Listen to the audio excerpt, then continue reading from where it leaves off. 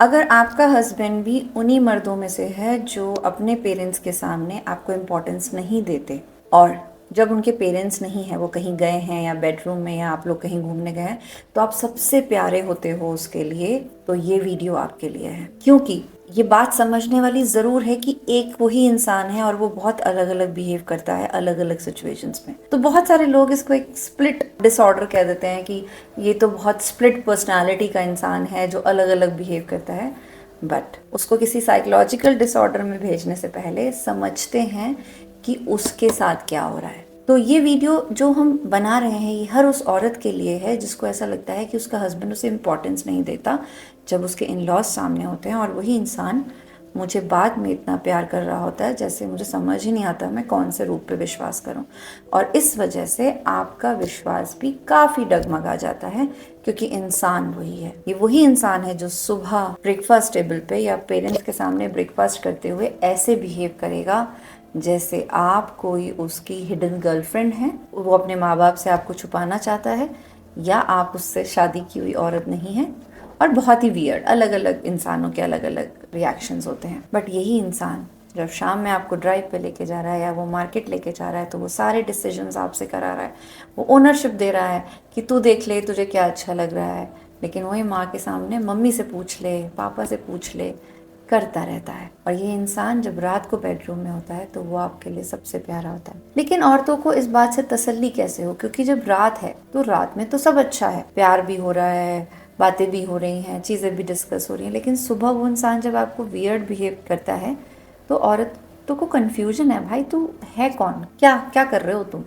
और ये बात समझनी मुश्किल हो जाती है औरत के लिए कि तुम रात में कुछ और होते हो और दिन में कुछ और होते हो। और कई बार ये सवाल आता है, मतलब रात को तुम्हारा मतलब होता है तो इसके लिए तुम कुछ और होते हो, और तुम अपने माँ बाप के सामने कुछ और होते हो। कुछ औरतों के लिए ये जवाब निकलता है। कुछ औरतें सोचती हैं कि यार अपने माँ बाप के सामने स्टैंड नहीं ले सकता, अरे ये तो कभी स्टैंड ले ही नहीं सकता अपने माँ बाप के सामने, एंड सो ऑन। हर किसी का कैलकुलेशन अलग है। बट हमारा मुद्दा है कि हम ये समझें कि इस इंसान के साथ क्या हो रहा है।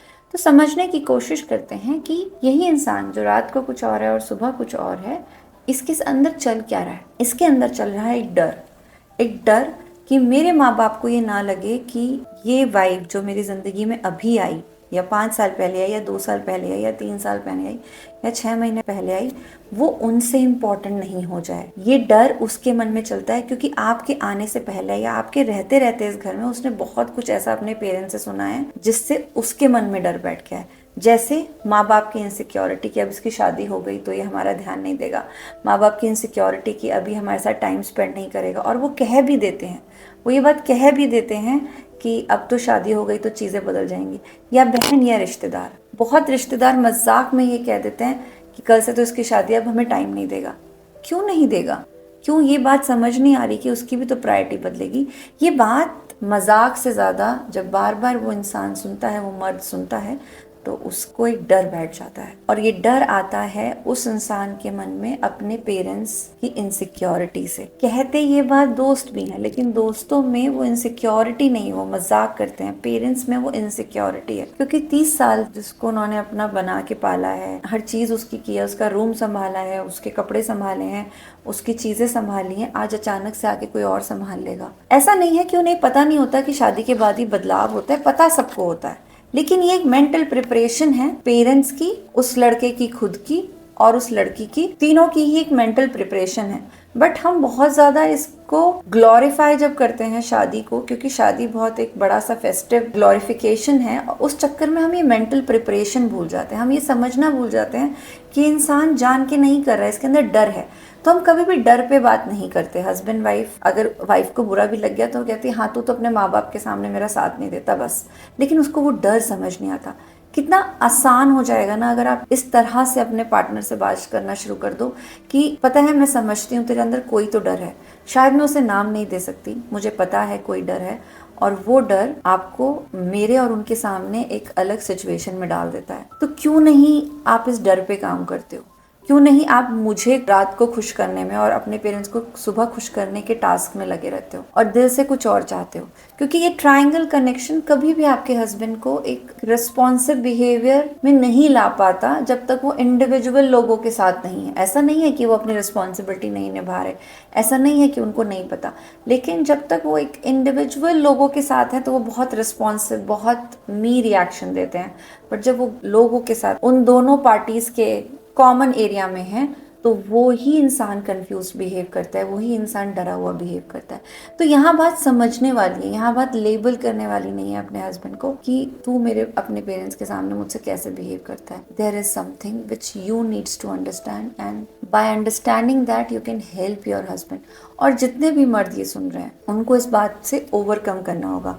अगर आप एज अ वाइफ सुन रहे हैं तो आप मदद कर सकते हो जितना आप खुद से कर सकते हो, वरना रास्ता दिखा सकते हो। ये फियर्स हटाने के बहुत तरीके हैं। और अगर आप मर्द हैं और आप ये सुन रहे हैं और ऐसा अगर आप कर रहे हैं तो ये आपकी खुद की जिम्मेदारी है, चाहे मर्द हैं चाहे औरत हैं। लॉजिक समझिए, आप 30 साल तक अपने माँ बाप के साथ एक रोल में थे। 30 साल बाद इस सृष्टि का जो नियम है कि शादी होती है, या सृष्टि ने जो नियम बनाए हैं या इंसानों ने जो नियम बनाए हैं कि शादी होती है, तो पहले जहां आप एक बेटे का रोल अदा कर रहे थे, अब आपकी लाइफ में 2 रोल आ गए। कुछ सालों बाद 3 आ जाएंगे, कुछ सालों बाद कुछ और बढ़ जाएंगे। जब आपकी शादी नहीं होती तब आप ऑलरेडी 2-3 रोल निभा रहे होते हैं। भले आप भाई हो सकते हैं, आप बेटे तो होते ही हैं, लेकिन आप भाई भी हो सकते हैं किसी के। तो 2 रोल तो आप निभा ही रहे होते हैं, फिर तीसरा रोल होता है। और ये तीसरा रोल बहुत इंस्टीट्यूशनल तरीके से आपकी लाइफ में आता है। अब ये इंस्टीट्यूशनल तरीका आपको क्योंकि कोई ओरिएंट नहीं करता तो ये कंफ्यूजन में डाल देता है। तो जो माँ बाप से लेबलिंग सुनी, जो आने वाले की एक्सपेक्टेशन है, ये आपको कंफ्यूज कर देती हैं और इस कंफ्यूजन में आप फियर में ऑपरेट करते हैं। अगर ये बात आपको समझ में आई है तो अब आपकी जिम्मेदारी है कि आप अपने फियर्स को ओवरकम करें। और इन फियर्स को ओवरकम करने का सबसे पहला स्टेप है कि माने आप ऐसा कर रहे हैं। जब आप मानते हैं तो आगे का रास्ता खुलता है। मानने के बाद आप जाने कि मैं ये ऐसा कौन कौन सा स्पेसिफिक सिचुएशन में करता हूँ। जब आपको सिचुएशंस पता चलेंगी, उन सिचुएशंस में हो सकता है कुछ आप खुद से निकल पाएँ और कुछ में आपको मदद की ज़रूरत पड़े। मदद की ज़रूरत पड़े तो लिंक हमारे डिस्क्रिप्शन बॉक्स में है, आप हमेशा अपनी क्लैरिटी कॉल बुक कर सकते हैं या अपकमिंग वेबिनार्स ज्वाइन कर सकते हैं। और अगर आप वहाँ तक भी नहीं पहुँचे तो आप किसी भी स्टेज पे हेल्प ले सकते हैं। ये 3 स्टेप आपको काफ़ी क्लैरिटी देंगे और ये जो रोल कन्फ्यूजन्स हैं आपको इससे भी ओवरकम करने में मदद करेंगे।